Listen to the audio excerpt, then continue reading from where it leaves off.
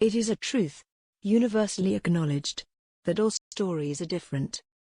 No one can find two stories that are the same, as well as specifically create two that are the same, because events that start similarly will then diverge in testimony because of the very nature of fickle people themselves.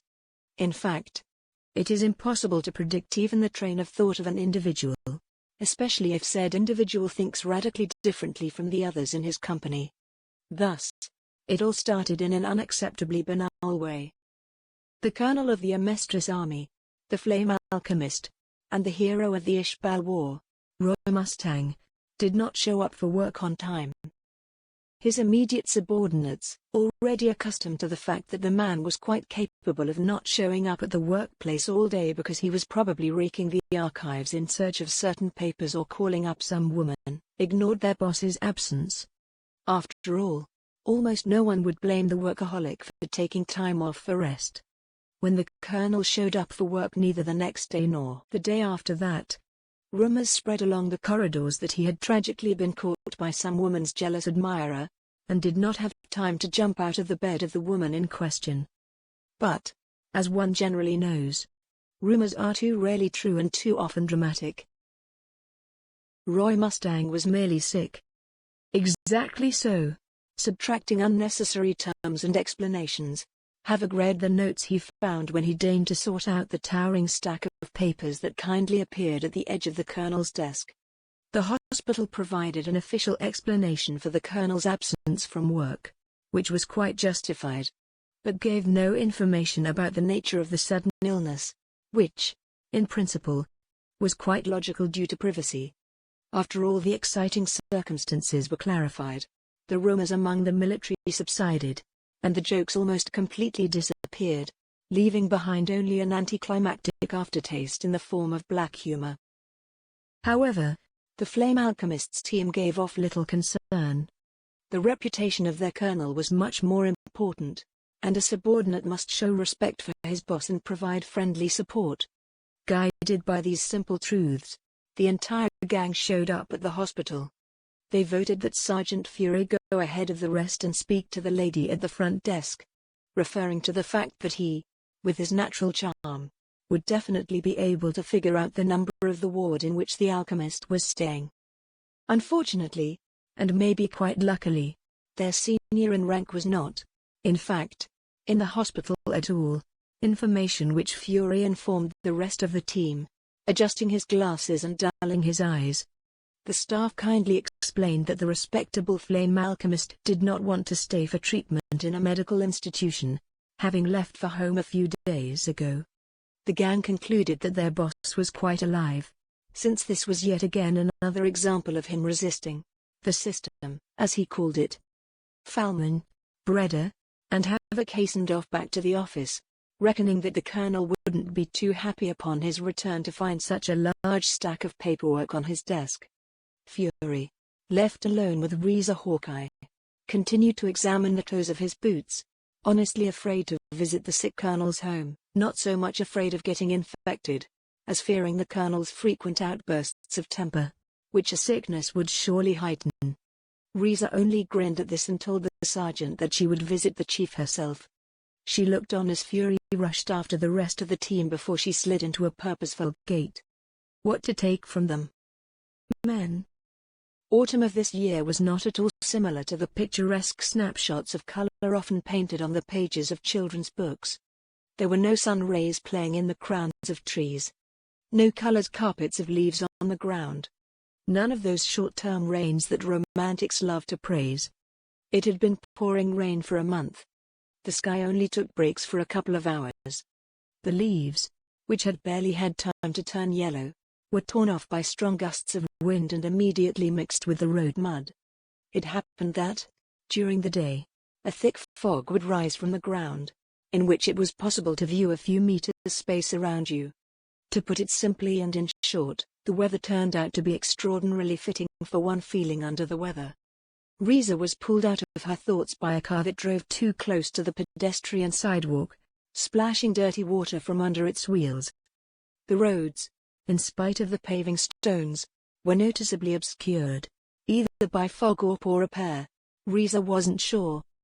These districts of the city were provided with only the bare necessities. Roy rented a small private house almost on the very outskirts of the city, without giving any reasons for his choice. Something about evading the system. Thus, the house at number 54 on the street, the name of which, along with the plaque, was lost in the bricks and crate stacks, never stood out from other houses. Perhaps it would have been difficult for a first-time visitor to find what they needed, but not for Hawkeye.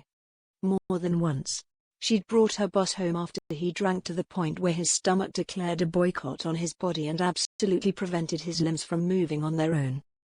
The sky was beginning to drizzle again, threatening to throw out another downpour from the clouds. The gate's creak was the only sign of greeting to the senior lieutenant. She quickly bolted it again. The woman, already standing under the fairly safe awning above the door, shifted on one foot to the other foot, waiting for the small drops of water to drain from her umbrella.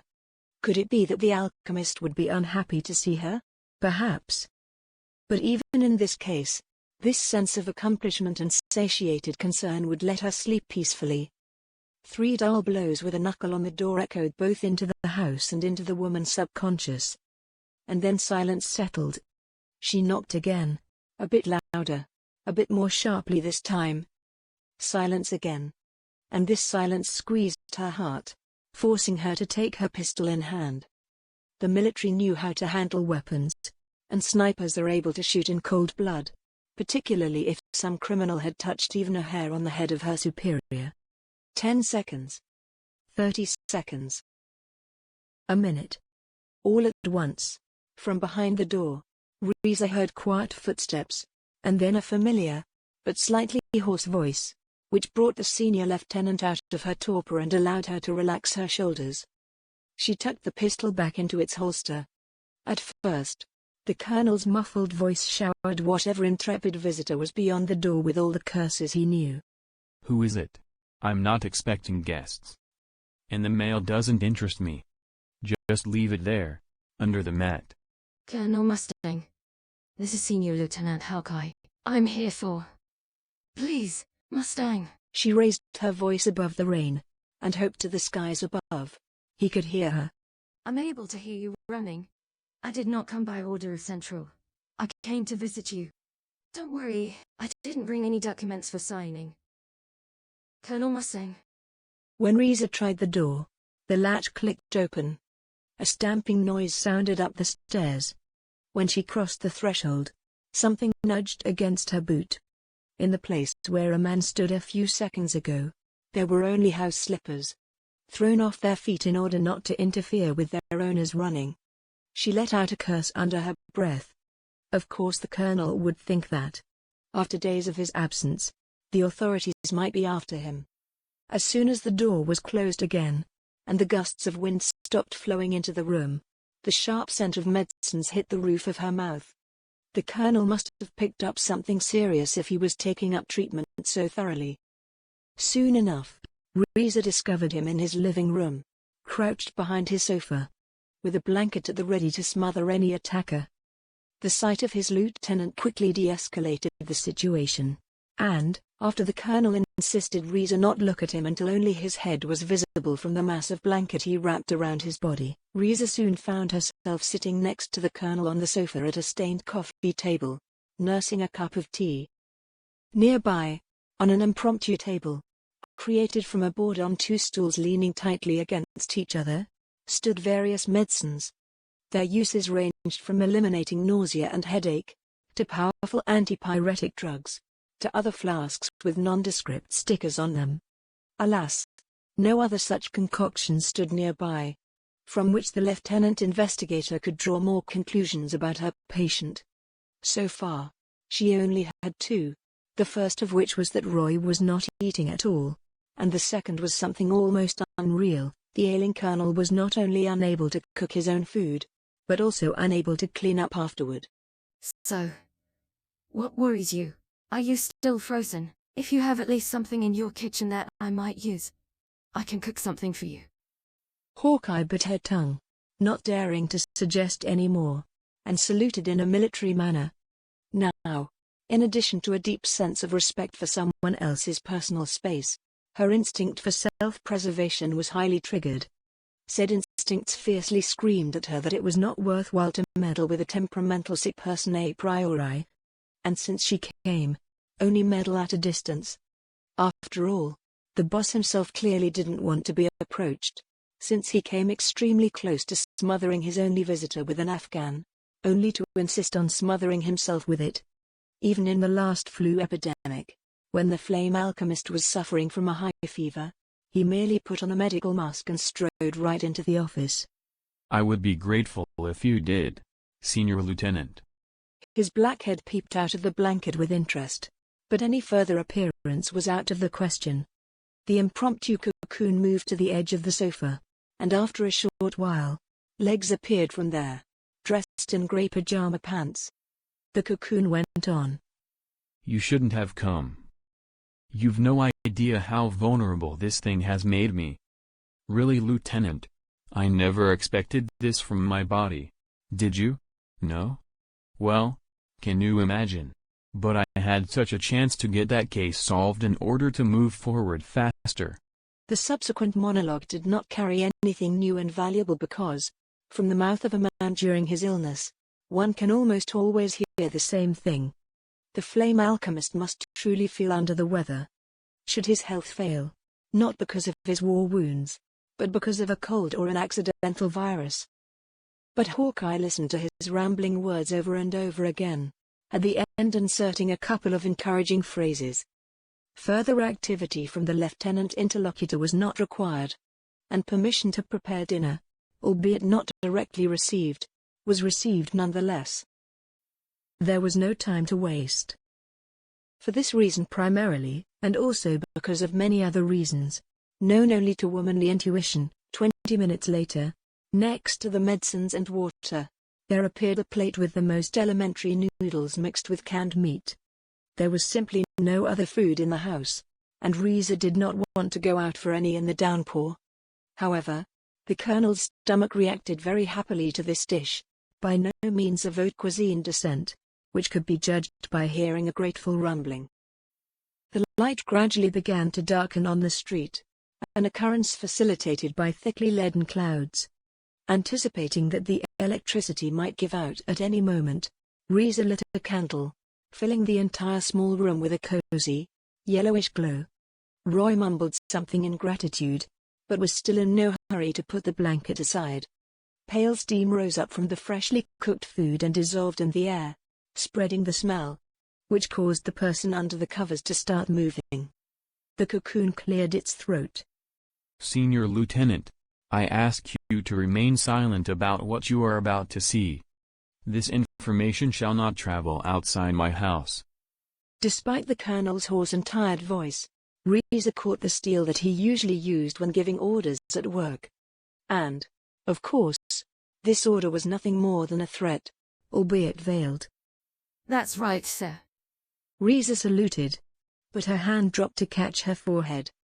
A groan caught in her throat when the Colonel threw his coverlet on the back of the sofa, revealing a view of her boss, covered head to toe with tiny red dots. The glare of black eyes from under his bangs was formidable, for sure, but at the same time, Reza could barely hold back a tirade of concerned comments and reprimands alike. The Colonel of the Amestris army, the Flame Alchemist, and hero of the Ishbal War, Roy Mustang, had fallen ill with chickenpox. The disease not only physically exhausted him, forcing him to quarantine himself in his house, due to the temperature and pain in his head, but also mentally, making him hate his own reflection in the mirror. With such an appearance, as he himself believed, not only would it be impossible to appear on the street and in the headquarters, but it was unbearable staying in the hospital as well. It was a shame, really, he earnestly told Reza. If one took into account how the reputation of a famous womanizer would have crumbled to nothing, just from this small incident, then the risk of his spottiness being spotted was not at all worth it. Better to sit at home and endure courageously, like the soldier that he was. In other words, Roy Mustang, who never showed any psychoanalytic complexes of his own, now sat with his legs tucked in, looking expectantly at his subordinate. 2 weeks away from work is already awful. Inability to think normally because, even from thinking, my skull is almost bursting, it's even worse. But goddamn it all. I'm speckled. Red. A disgusting disease with no less disgusting treatment and no less disgusting effects on my flawless skin. Mustang exhaled heavily, picking up a fork and starting to eat, at the same time starting to reach with his free hand to his stomach, crawling under the t-shirt to relieve the itching. But then he himself caught the reproachful look of Reese's brown eyes and removed his hand, frowning and hunching over. Colonel Mustang, will you allow me to be frank? Reza waited for one tiny nod before she continued, a small smile tipping the corners of her mouth upward. You are dear to all of us, no matter how you look. We respect you not for your appearance, but for the fact that you are you. The corners of Roy's mouth earnestly turned upward as well. Now, if the chickenpox weren't contagious, I think I might be able to bring myself to hug you. Pardon. Did you say contagious?